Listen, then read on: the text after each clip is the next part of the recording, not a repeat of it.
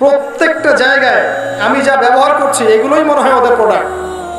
আপনি যে ফোন থেকে শুরু করে ডিভাইস থেকে শুরু করে কি নাই যেগুলো ওদের, তা আমরা তো অনেক আগেই হেরে গেছি ভাই।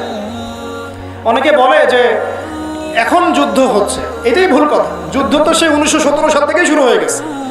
যখন তারা এটা দখল করলো অটোমান থেকে সরাই দিয়ে, তখন থেকেই তো আমরা যুদ্ধের মধ্যেই আছি। নতুন করে আমার কথা যুদ্ধে গেল নাকি? আপনি ওই সময়কার দখলটাকে মেনে নিচ্ছেন এবং তার রাষ্ট্রের অস্তিত্বকে স্বীকার করছেন? স্বীকার করছি না। তাহলে ওই সময় থেকেই তো যুদ্ধের মধ্যেই আছে।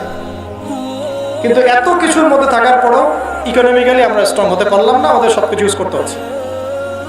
প্রত্যেক দিনই ভাই বোন আমরা ওদের প্ল্যাটফর্মেই ওদের বিরুদ্ধে প্রতিবাদ করতে যাই এবং এটাকে ওরা অস্ত্র হিসেবে ইউজ করে।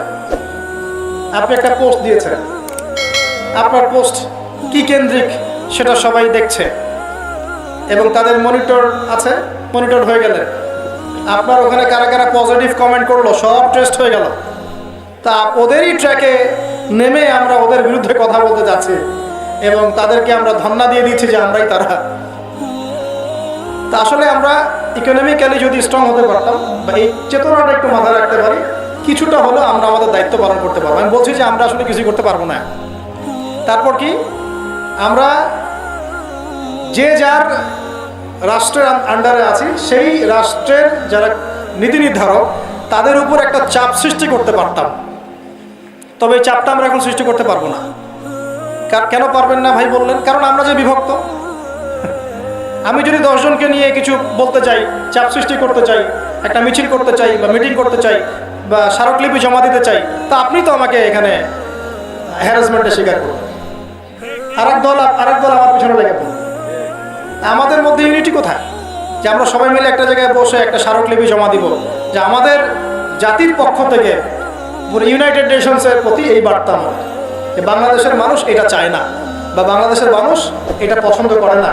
বাংলাদেশের মানুষ আমরা আমাদের ভাই বোনদের পাশে আছি, তাদের উপর জুলুম বন্ধ করুন, অ্যাটলিস্ট বলতে পারতাম। কিন্তু আমরা তো সবাই মিলে চাপটা এখন দিতেই পারবো না। পারবেন? তো এই হলো অবস্থা। তাহলে ভিতরে গলত রেখে আমি যে বললাম শুরুতে অনেক বড় বড় কথা বলে লাভ নাই। তো এটা একটা অপশন ছিল। যদি এভাবে প্রত্যেক মুসলিম কান্ট্রি থেকে চাপ আসতো, ও বাধ্য পিছু হটতে, ও পিছু হটতে বাধ্য। এখন এই লাস্ট 100 বছরের অবস্থা এই জায়গায় আসছে যে ওর সাথে তো কথা বলার কোনো সুযোগ নেই আমাদের। ও একটাই ভাষা বুঝবে, সেটা হলো অস্ত্রের ভাষা। ওর সাথে একটা ভাষাতেই কথা বলা যায়, সেটা হলো অস্ত্রের ভাষা। কিসের নেগোসিয়েশন, কিসের শান্তি চুক্তি? ওদের সাথে কোনো শান্তি হতে পারে না। বিগত 100 বছর থেকে জুলুমের শিকার ওরা। এখন এই জালেমদের সাথে আপনি আর কি সফট ভাষায় কথা বলেন? কিন্তু আমরা এখন হতভাগে এত দুর্বল হয়ে পড়ছি ওয়ার্ল্ড অ্যাফেয়ার্সে, আমরা এটা করতে পারি। কিছু হলেই আমাদেরকে স্যাংশন দিবে। দেখলেন না কয়দিন আগে ডান থেকে বামে গেলে স্যাংশন দিয়ে দিব, এই করে দিব, সেই করে দিব, ভিসা দিব না। আমরা তো দুর্বল, তারপরে আমরা অ্যাটলিস্ট আল্লাহর কাছে দোয়া তো করতে পারি ভাই। যার যার জায়গা থেকে মন খুলে আমরা আমাদের ভাইদের জন্য দোয়া করবো। আমাদের মধ্যে জেরুজালেম এবং শেষ জামানা কেন্দ্রিক সচেতনতা বাড়াবো, ইতিহাসগুলো সবাইকে জানাবো, আমাদের বাচ্চাদেরকে জানিয়ে যাব যে আসলে কি হচ্ছে, কি হতে যাচ্ছে। ওরা যেন এই গল্পটা জানে যে সামনে কি হবে, ইন ফিউচারটা কি হবে, ওরা যেন জানতে পারে। পসিবল হলে আমরা ইকোনমিকভাবে ওদেরকে বয়কট করতে পারি। যদি আমাদের হাতে তেলের ক্ষমতা থাকতো আমরা তেল বয়কট করে ফেলতাম, দেখতাম তারপর কয়টা প্লেন ফ্লাই করতে হবে। এই সৎ সাহস আল্লাহ পাক তাদেরকে দেন নাই, বিকজ তাদের মসনদ টিকে আছে ওদের সহযোগিতায়। বেশি বলতে চাচ্ছি না, অনেক বেশি বলে ফেলবো, মানে আমি নিজেকে আবার কন্ট্রোল করতে পারি না অনেক সময় বলতে গেলে। সবশেষ কথা, অ্যাটলিস্ট আমরা দুর্বলতার জায়গা থেকে আমাদের কর্তৃপক্ষের কাছে একটা দাবি উঠাতে পারি যে আমরা পুরো নেশন জাতিগতভাবে যেন জালেমের বিপক্ষে থাকি, মাজলুমের পক্ষে থাকি। এটা আমাদের মনের দাবি, প্রাণের দাবি।